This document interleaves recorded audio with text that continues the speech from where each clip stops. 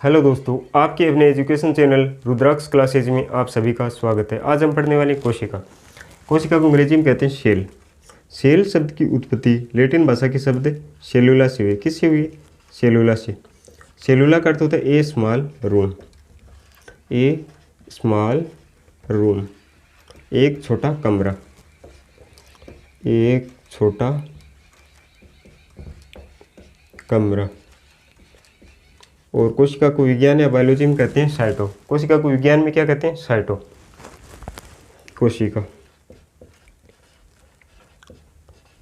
कोशिका को विज्ञान में कहते हैं साइटो।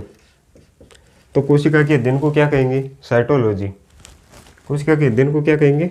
साइटोलॉजी। कोशिका का अध्ययन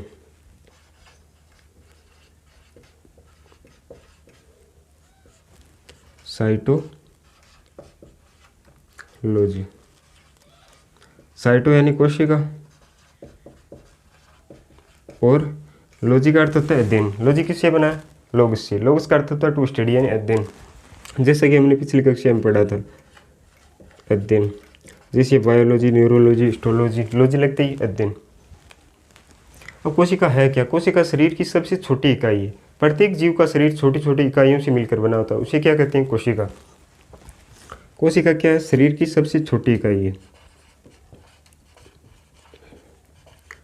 कोशिका शरीर की सबसे छोटी इकाई है। शरीर की सबसे छोटी इकाई है। सबसे छोटी इकाई है। इसे हम इस प्रकार भी समझ सकते हैं, जैसे किसी घर को बनाने के लिए सबसे पहले किसकी आवश्यकता होती है? ईंट की। यानी घर की सबसे छोटी इकाई क्या है? ईंट। ईंट। ईंट से क्या बनेगा? दीवार। दीवार से फिर मकान, और मकान से घर। यानी घर की सबसे छोटी इकाई क्या है? ईंट। उसी प्रकार शरीर की सबसे छोटी इकाई क्या है? कोशिका, यानी कि सेल। सेल के समूह से क्या बनेगा? ऊतक यानी टिश्यू। टिश्यू से क्या बनेगा? ऑर्गन। ऑर्गन। और ऑर्गन से organ system. Organ system. Organ system से फिर ऑर्गेनिज्म।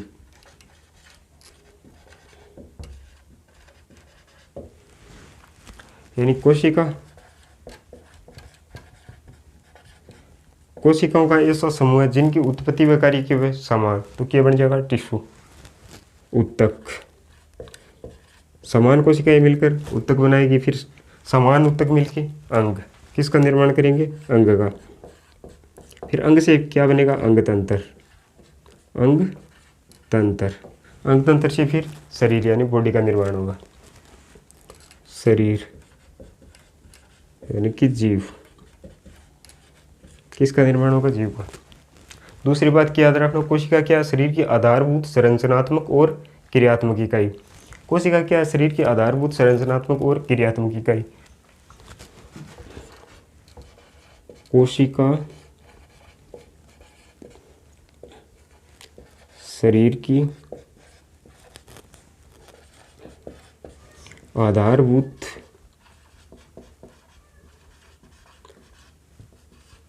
संरचनात्मक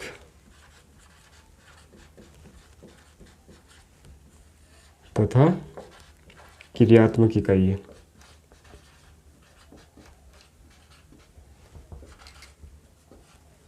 इकाई है। कोशिका क्या है? शरीर का आधार है, यानी आधारभूत क्या है? कोशिका। कोशिका शरीर का आधार है। संरचनात्मक यानी शरीर को आकृति या ढांचा भी कौन तैयार करे? कोशिका। और क्रियात्मक यानी सभी कार्य कोशिका स्तर पर होते हैं। तो क्रियात्मक इकाई भी कौन है? कोशिका। और शरीर को आकृति कौन देती है? कोशिका। तो संरचनात्मक इकाई कौन है? कोशिका। और शरीर का आधार भी क्या है? कोशिका है। चलो हम आगे बढ़ते हैं और बढ़ते हैं कोशिका की खोज किसने की, किस प्रकार की और कब की।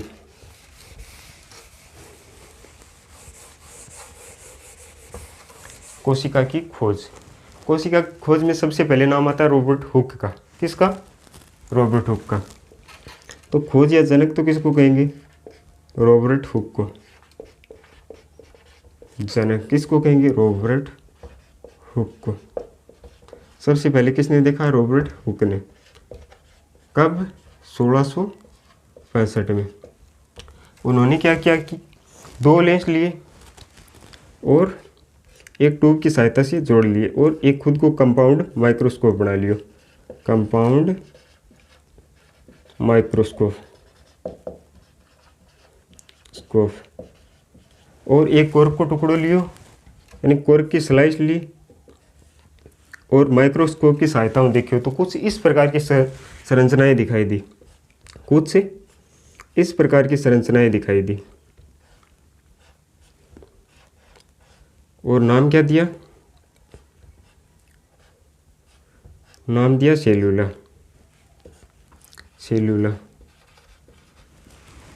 नाम क्या दिया? सेल्यूला, यानी छोटा कमरा। कॉर्क की स्लाइस में कुछ मधुमक्खी के छत्ते के समान संरचनाएं दिखाई दी, यानी हनीकॉम्ब के समान कुछ इस प्रकार की संरचनाएं दिखाई दी और नाम क्या दे दी? सेल्यूला। कब देखी? 1665 में। किस में देखी? कॉर्क पादप में। कॉर्क में, यानी कॉर्क टिश्यू में। और कब? 1665 में। ये कैसी कोशिकाएं थी? मरी हुई कोशिकाएं, यानी मृत कोशिकाओं की खोज की। मृत कोशिकाएं, मृत कोशिका की खोज की। और रॉबर्ट हुक की अपन एक याद रखने पुस्तक, क्या याद रखो? पुस्तक का नाम है माइक्रोग्राफिया। माइक्रोग्राफिया। रॉबर्ट हुक ने अपनी पुस्तक माइक्रोग्राफिया में किसके बारे में बताया? कोशिका के बारे में। अब 1665 की बात आती है 1674 में। कौन? एंटोनी वेन ल्यूनहोफ। उन्होंने क्या किया? जीवित कोशिका की खोज की। किसकी खोज की? जीवित कोशिका को खोजा। इसके बाद 1674 में आई एंटोनी वेन ल्यूवेनहोक।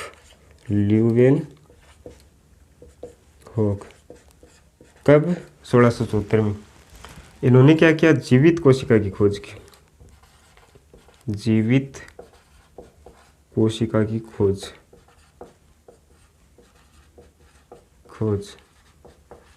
कब की? 1674 में। और ये कोशिकाएं किसकी थी? बैक्टीरिया की। इन्होंने किसकी खोज की? बैक्टीरिया की। किस में देखा? समुद्र के पानी में। बैक्टीरिया की खोज की, यानी किस कोशिका को खोजा? जीवाणु कोशिका को। जीवाणु कोशिका को खोजा। तो इन्हें क्या कहेंगे हम? Father of bacteriology. यानी इन्होंने क्या खोजा? बैक्टीरिया। तो इन्हें हम क्या कहेंगे? Father of bacteriology. Father of bacteriology.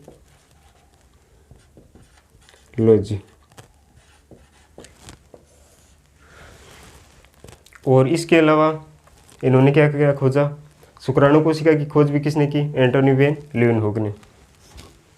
शुक्राणु कोशिका की खोज, शुक्राणु कोशिका की खोज। इसके अलावा आरबीसी की खोज भी किसने की? आरबीसी की खोज किसने की? एंटोनी वेन ल्यूवेनहोक ने। इसके अलावा और क्या खोजा? प्रोटोजोआ की खोज।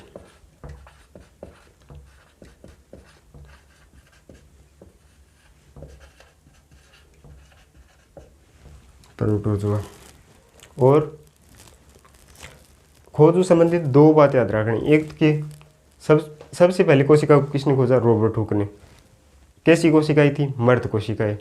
इन्होंने किस में देखा? कॉर्क टिश्यू में। किस प्रकार की संरचनाएं दिखाई दी? हनीकॉम्ब, यानी मधुमक्खी के छत्ते के समान। कोशिका के बारे में उन्होंने किस पुस्तक में बताया? माइक्रोग्राफिया में। इसके बाद कौन आते हैं? एंटोनी वेन ल्यूवेनहोक। कब? 1674 में। इन्होंने क्या खोजा? बैक्टीरिया। तो फादर ऑफ बैक्टीरियोलॉजी किसे कहेंगे? एंटोनी वेन ल्यूवेनहोक को। और इसके अलावा इन्होंने किस किस की खोज की? आरबीसी की खोज किसने की? एंटोनी वेन ने। शुक्राणु कोशिका को भी किसने खोजा? एंटोनी वेन ने। और प्रोटोजोआ की खोज भी किसने की? एंटोनी वेन ल्यूवेनहोक ने। इसके आगे पढ़ते हैं। इसके बाद कौन आए, 1674 के बाद आते हैं 1838 और 39 में दो वैज्ञानिक। 1838 और 39 में कौन, दो वैज्ञानिक, और क्या दिया, कोशिका सिद्धांत। इसके बाद 1838 और 39 में दो वैज्ञानिक आए, एक तो स्लाइडन तथा दूसरा स्वान। उन्होंने क्या दिया, कोशिका सिद्धांत, और बताया कि प्रत्येक जीव की उत्पत्ति किससे हुई है, कोशिका से हुई है। प्रत्येक जीव का शरीर एक या अनेक कोशिकाओं से मिलकर बना है। कोशिका सिद्धांत किसने दिया, स्लाइडन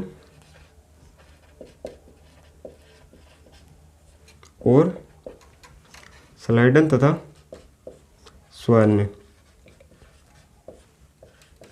कब दिया, 1838 और 39 में। 1838 39 में कोशिका सिद्धांत के बारे में उन्होंने क्या बताया कि प्रत्येक जीव की उत्पत्ति किससे हुई है, कोशिका से। प्रत्येक जीव की उत्पत्ति किससे हुई है, कोशिका से। उत्पत्ति कोशिका से हुई है, कोशिका से हुई है। और क्या बताया, प्रत्येक जीव का शरीर एक या अनेक कोशिकाओं से मिलकर बना है। प्रत्येक जीव का शरीर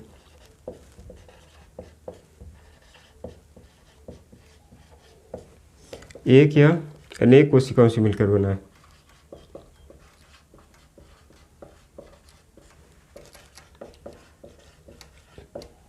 कोशिकाओं से मिलकर बना है, मिलकर बना है। किससे मिलकर बना है, कोशिकाओं से। पर कोशिका सिद्धांत का भी कुछ अपवाद हैं। अपवाद का मैंने क्या याद रखना है, वायरस। अपवाद, क्योंकि वायरस में कोई कोशिकाएं नहीं होती।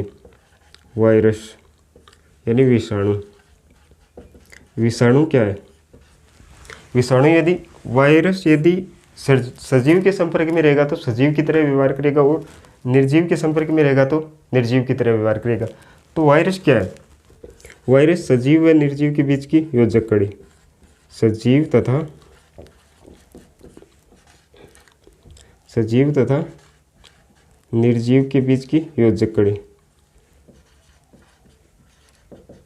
बीच की योजक कड़ी, योजक कड़ी क्या है, वायरस। 1838 और 39 के बाद एक वैज्ञानिक आए, कौन, रुडोल्फ विर्चो। उन्होंने कोशिका सिद्धांत को और आगे बढ़ाया और अपनी एक बात और ऐड कर दी। कौन है, रुडोल्फ विर्चो। रुडोल्फ विर्चो कब, 1855 में। उन्होंने क्या कहा कि ओमेन्स सेलुला ई सेलुला,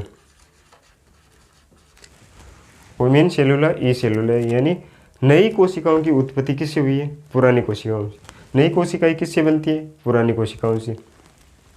कब कही ये बात, 1855 में। किसने, रुडोल्फ विर्चो ने। क्या बताया कि नई कोशिकाएं किससे बनती है, पुरानी कोशिकाओं से, यानी पूर्ववर्ती कोशिकाओं से बनती है।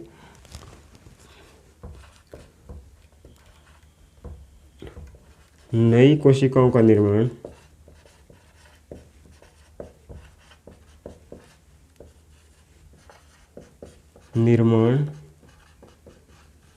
किससे होता है, पुरानी कोशिकाओं से।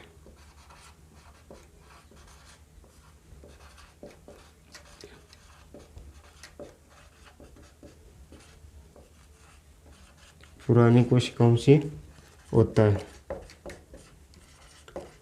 यानी नई कोशिकाएं पुरानी कोशिकाओं के विभाजन से बनती है। अब इसके बाद आगे बढ़ते हैं और पढ़ते हैं क्या, कि सबसे बड़ी कोशिका कौन सी है और सबसे छोटी कोशिकाएं कौन सी। सजीवों में देखें तो सबसे बड़ी कोशिका किसकी है? शुतुरमुर्ग की, अंडे की। सजीवों में सबसे बड़ी कोशिका किसकी है? अंडे की। सजीवों में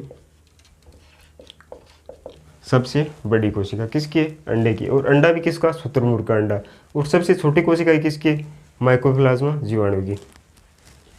सजीवों में सबसे बड़ी कोशिका, सबसे बड़ी कोशिका किसकी है? अंडे की। और अंडा भी किसका? शुतुरमुर्ग का अंडा, क्योंकि अंडे में एक ही कोशिका पाई जाती है।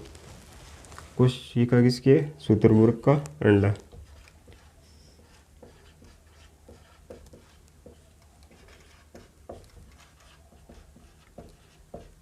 अंडा। और सबसे छोटी कोशिका किसकी है? माइकोप्लाज्मा, जीवाणु की। सबसे छोटी कोशिका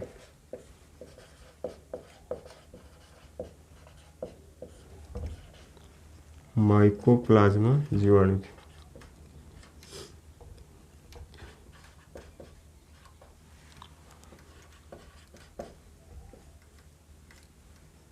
जीवाणु की।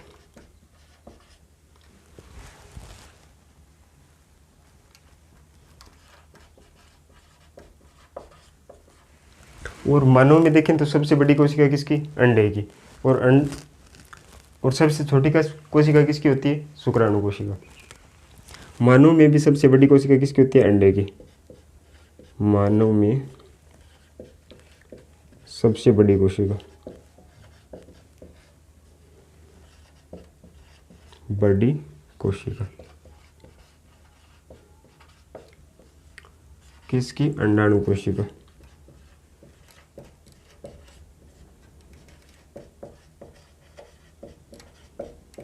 और सबसे छोटी कोशिका किसकी? शुक्राणु कोशिका। मानव में सबसे छोटी कोशिका है शुक्राणु कोशिका। सबसे छोटी कोशिका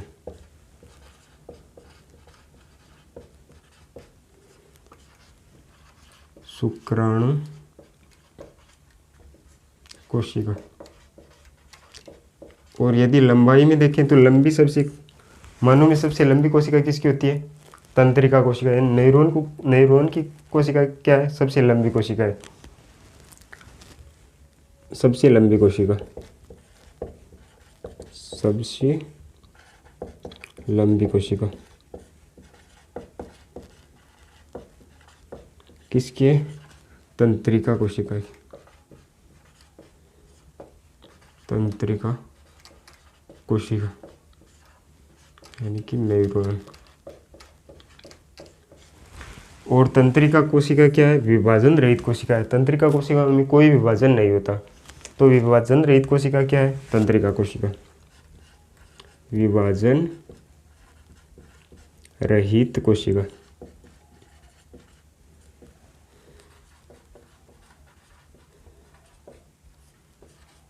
न्यूरॉन। और सबसे तेज विभाजन कौन सी कोशिका में होता है? लीवर में। सबसे तेज विभाजन